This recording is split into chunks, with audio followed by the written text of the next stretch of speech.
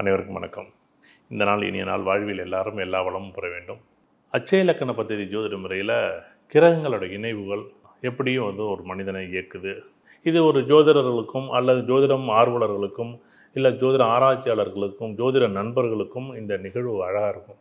இங்கே நிறைய பேர் எங்கள்கிட்ட கேட்கக்கூடிய கேள்விகள் சார் நிறைய கடன் வாங்கிட்டேன், நான் தொழில் சம்மந்தப்பட்ட விஷயம் இப்படி வரும்னு நான் எதிர்பார்த்தேன், ஆனால் எனக்கு வரலை. இந்த தொழில் சம்மந்தப்பட்ட விஷயம் என் வாழ்க்கையில் இவ்வளோ போராட்டமாக இருக்குது. கடன் சம்மந்தப்பட்ட விஷயம் எனக்கு இவ்வளோ எதிர்பார்த்த மாதிரி இல்லை.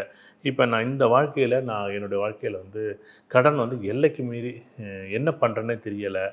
இப்படி ஒவ்வொருத்தருக்கும் ஒவ்வொரு விதமான நிலைகள் இருக்குது. இங்கே கடன் அப்படின்னு ஒரு நிகழ்வு இருக்குது. அதற்கு கடனுக்கு முன்னாடி என்ன அப்படின்னா, இந்த நிகழ்வோடைய தாக்கம் அப்படின்னு சொல்லுவோம். இது ஒரு செயல், ஒரு நிகழ்வு அப்படின்னு நம்ம ஜோதிடத்தில் நாங்கள் பேசுவோம். அட்சய இலக்கண பദ്ധதி படித்த நண்பர்களுக்கு தெரியும். செயலுங்கிறது என்ன அப்படின்னா, நிகழ்வுனா என்ன. ஒரு நடக்கிறதுக்கு முன்னாடி நான் ஒரு தொழில் பண்ணணும். தொழில் பண்ணதுக்கு முன்னாடி என்னென்னா, நான் நிறைய சம்பாதிக்கணும்னு ஒரு ஆசை.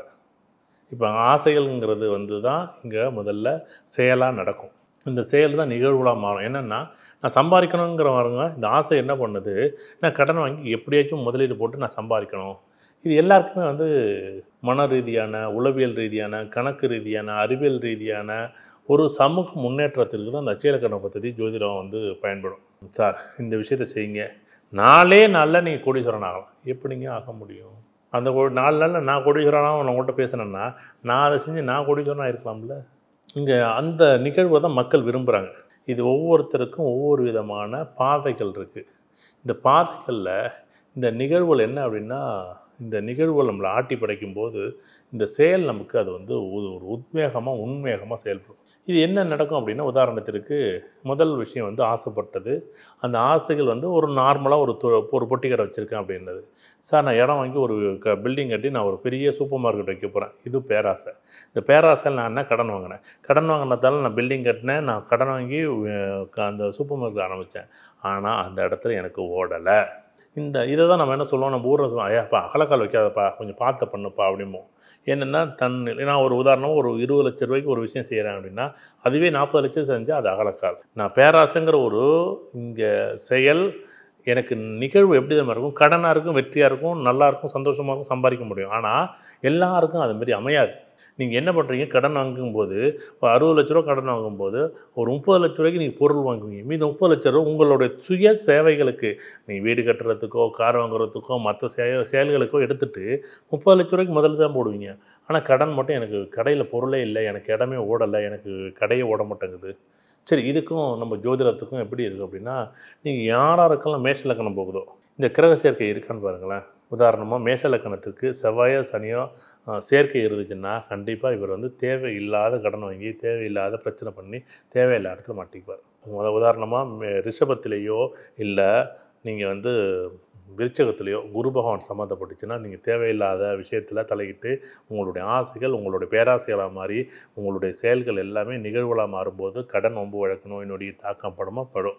எனக்கு மிதுன இலக்கணம் போகுது சார், எனக்கு இதுமாதிரி செவ்வாய் சனி சேர்க்கை இருக்குது. கண்டிப்பாக மிதுன இலக்கணத்திற்கும் செவ்வாய் சனி சேர்க்கை எதிர்பார்த்த மாதிரி யோகத்தை கொடுக்காது.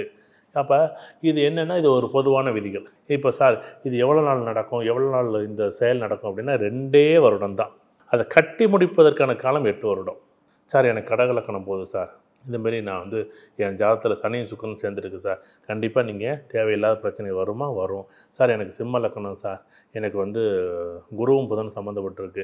சிம்ம இலக்கணம் போணுச்சுன்னா உங்கள் ஜாதகத்தில் எந்த இடத்துல, அது 1ஆம் வீட்டில் இருந்தாலும் சரி, 7ஆம் வீட்டில் இருந்தாலும் சரி, எந்த வீட்டில் எந்த பாவகத்தில் எந்த ராசி கட்டத்தில் இருந்தாலும் அது தேவையில்லாத பிரச்சனையில் என்னுடைய கடனை சின்ன சின்ன கடனெல்லாம் பெரிய கடனாக மாற்றி என்னுடைய ஆசைகள் என்னுடைய பேராசையெல்லாம் உருவாக்கும்.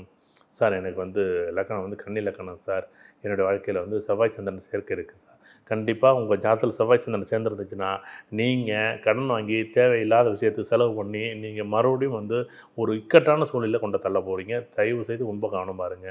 சார் எனக்கு துலா இலக்கணம் சார், நான் இப்போயே சொல்கிறேன், ஒரு ஜாதகத்தில் சூரியனோ சுக்கிரனோ துலா இலக்கணத்தை சேர்ந்துருச்சுன்னா அவங்க நோய்வாய்ப்படுவாங்க, தேவையில்லாத நோய்வாய்ப்பட்டு சங்கடப்படுவாங்க. சார் எனக்கு விருச்சிக இலக்கணம் சார், ஒரே ஒரு விருச்சிகத்தில் புதனோ இல்லை ரிஷபத்தில் புதனோ சம்மந்தப்பட்டிருந்துச்சுன்னா கண்டிப்பாக இந்த புதனோட எந்த கிரகம் சேர்ந்துருந்துச்சுனாலும் அந்த பிரச்சனைகளை ஏற்படுத்துமா, பிரச்சனை ஏற்படுத்தும், தேவையில்லா பிரச்சனை ஏற்படுத்துமா, ஏற்படுத்தும். ஐயா எனக்கு தனுசு லக்னம், எனக்கு வந்து பார்த்திங்கன்னா சந்திரனோ இப்போ வந்து சுக்கிரனோ சம்மந்தப்பட்டுச்சு அப்படின்னா, இந்த தனுசு லக்னக்காரன் 10 வருட காலங்களுக்கு தேவையில்லாத கோர்ட்டு கேஸு, வம்பு வழக்கு, அவமானம், கெட்ட பேர் தேவையில்லாத வரும். சார் எனக்கு மகர லக்னம் சார், எனக்கு சூரியனோ செவ்வாயோ சம்மந்தப்பட்டுச்சுன்னா எதிர்பாராத கஷ்டங்கள், தேவையில்லா கோர்ட்டு கேஸ், வம்பு வழக்கு, அரசாங்கம் சம்மந்தப்பட்டது, அரசியல் சம்மந்தப்பட்டது, சமூகம் சம்மந்தப்பட்ட மக்கள் தொடர்பான பிரச்சனைகள் வரும். சார் எனக்கு கும்ப லக்னம் சார், என் ஜாதகத்தில் புதனோ இல்லை குருவோ சம்மந்தப்பட்டிருந்துச்சுன்னா இந்த ஜாதகம் மக்கள் பணம் சம்மந்தப்பட்டது, நிர்வாகம் பண்ண தெரியாமல் இருக்கிற பணத்தெல்லாம் கொண்டு போய் இறைச்சிட்டு அது எப்படி தான் செலவாகுதுன்னே தெரியும். முதலே இருக்காது இந்த கும்ப லக்கணத்திற்கு. அதேமாரி மீன லக்கணத்துக்கு இந்த கிரகம் வந்து சுக்கிரனோ அல்லது சனியோ சேர்ந்துருந்துச்சுன்னா இந்த மீன லக்கணக்காரர்கள் இந்த 10 வருட காலங்கள் தேவையில்லாத அகலக்கால் வச்சு வாழ்க்கையில் மிகப்பெரிய போராட்டத்தில் கொண்டாந்து இந்த 12 லக்கணத்துக்கு இந்த கிரக சேர்க்கை இருக்கான்னு பாருங்கள். அவங்கவுங்க ஜாதகத்தில் இருந்தால் அந்தந்த காலகட்டங்கள் 2012, 2022, 2013, 2023 10 வருட காலங்கள் நீங்கள் வேணுன்றாலும் வேண்டாம் என்றாலும் இந்த தசாபுத்திகள் எது நடந்தாலும் இல்லை ஏழ்பி லக்கணம் எப்படி இருந்தாலும் உங்களுக்கு அந்த பாதிப்பை கொடுக்கும். இது ஒரு பொதுவான விஷயம். சப்போஸ் அது லக்கணத்திலே 7ல் இருந்துச்சுன்னா கண்டிப்பாக நீங்கள் தான் காரணம், நீங்கள் தான் அதை வந்து உருவாக்குனீங்க, நீங்கள் தான் அனுபவிக்கணும். இதை வந்து புரிஞ்சுக்கிட்டு இந்த அகலக்கால் வைக்காமல் ஒரு புரிதல் இருக்கும். இலக்குகள்னு ஒன்று வச்சோம்ல, 10 லட்சம் கடன் வாங்கணும், 20 லட்சம் கடன் வாங்கணும். அந்த இலக்கை வச்சது யார்? நான் தானே. அவன் எனக்கு கடன் வந்துட்டு நான் 20 லட்சம் வாங்க வேண்டிய கடன் 10 லட்சம் வாங்கியிருந்தா 10 லட்சம் கடனே வாங்காமல் இருந்தால் அந்த கடன்கிற ஒரு விஷயம் எல்லாருமே எங்கே இருக்கிறான், எனக்கு கடன் வந்து வரல, எனக்கு வேலை வரல, எனக்கு படிப்பு வரல.